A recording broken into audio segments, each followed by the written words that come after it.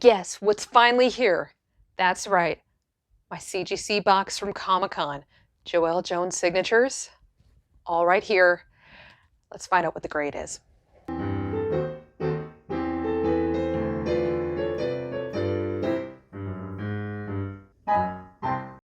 Hello everyone and welcome back to Married with Comics. I'm your host Laura. Now, I promise we normally don't do a lot of these unboxing videos.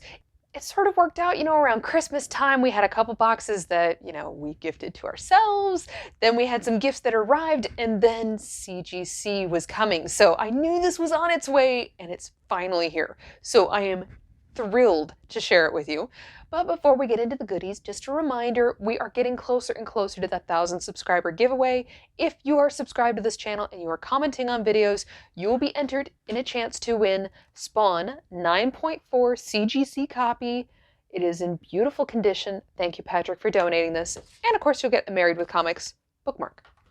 Now, many of you will remember over the summer, Scott and I did several different videos about Comic-Con and how to prepare for Comic-Con and getting signatures at Comic-Con. Obviously, one of the highlights for me this summer was getting a chance to meet Joelle Jones. So I actually have the recording of her signing these comic books.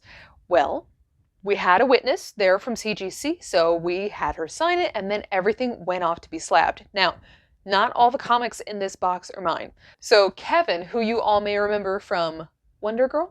Another reason why this has a lot of significance is the books that we sent, one of them is the first appearance of wondergirl.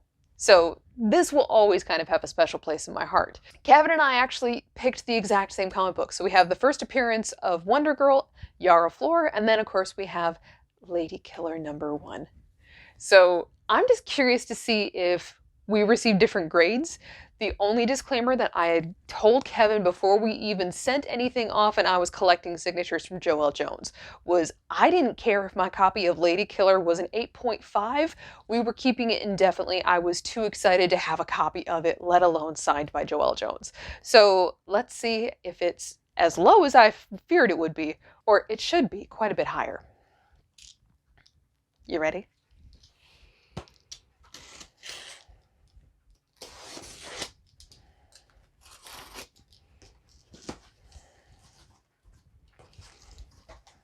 So this was my first time getting something signed and witnessed at a con. It was incredibly nerve-wracking. Just because you spend so much time being so meticulous to get it pressed in advance and signed, and then you're always worried that when you hand it off that the next person's not going to treat it as meticulously as you would. But in some cases, it's your only opportunity to get the book signed by some of these incredibly talented writers and artists. Let's see.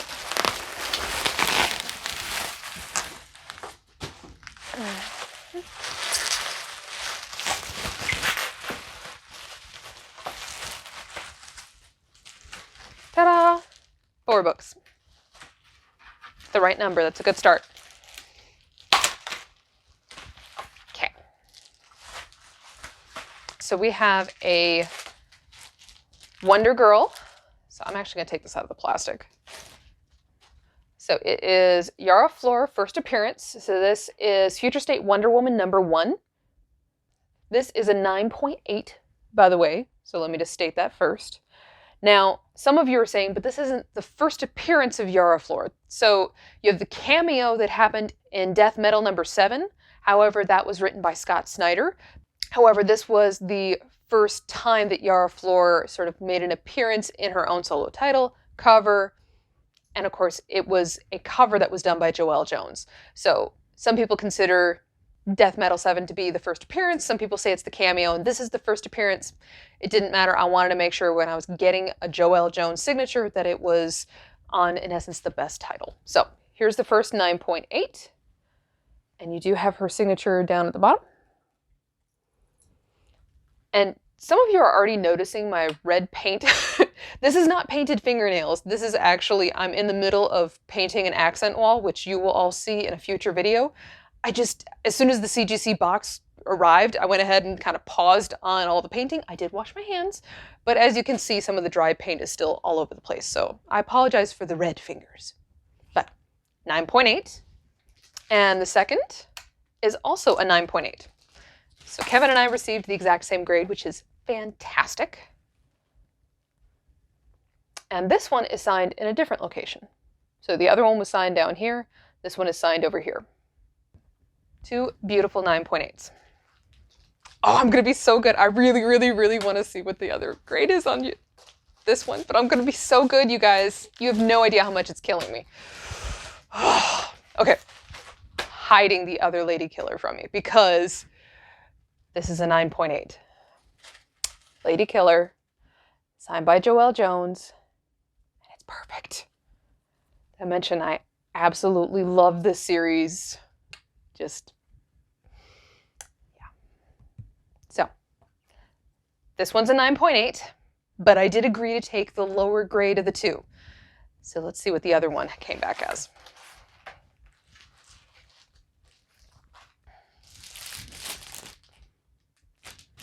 Oh my God, they're both 9.8s. Oh, that's awesome. Okay. Now you can see. So they are both signed in the same location. And we both got very, very lucky to have 9.8s in both Ladykiller and Future State Wonder Woman #1. For a Comic-Con concern, I will say this turned out really, really, really well. So, stupid excited about this. Hang on. Let's put Ladykiller over here. Right there. So, other interesting facts.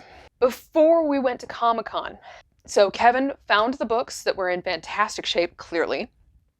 He got them pressed. Down in the description box, I will have the information of the presser that he used, because clearly they worked. The only difference that we had in our 2 different comics is I used a window for my signature boxes, and the only time it turned out to be a little different was here with Wonder Woman Future State. So for instance, for this one, Joelle Jones picked to sign over here on the right, and for mine, I gave her a window, and basically I wanted her to sign over here on the left. So it was just kind of an aesthetic choice, but Kevin, in essence, gave her the freedom to sign wherever she wanted, and I gave her a bit more limitation and said I wanted her to sign one particular place. So the concern always is when you're using and kind of cutting out that window for signatures is that, you know, what if there's any possible damage to the comic book?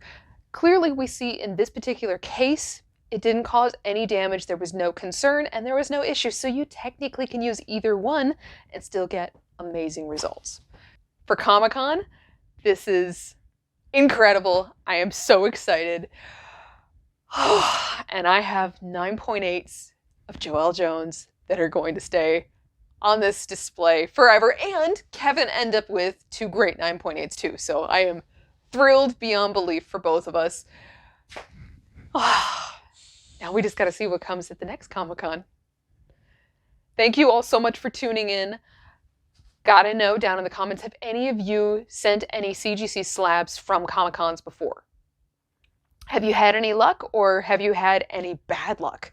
The advice that you certainly want to share. Let me know down in the comments, and I will have more content coming very soon, and I promise it will be more reviews instead of just unboxing videos, and yes, you will find out what on earth this red accent wall is going to become. All I will say is when it's done, it'll be fantastic. In the meantime, I'm covered in paint. But it's okay. Have a great day, everyone.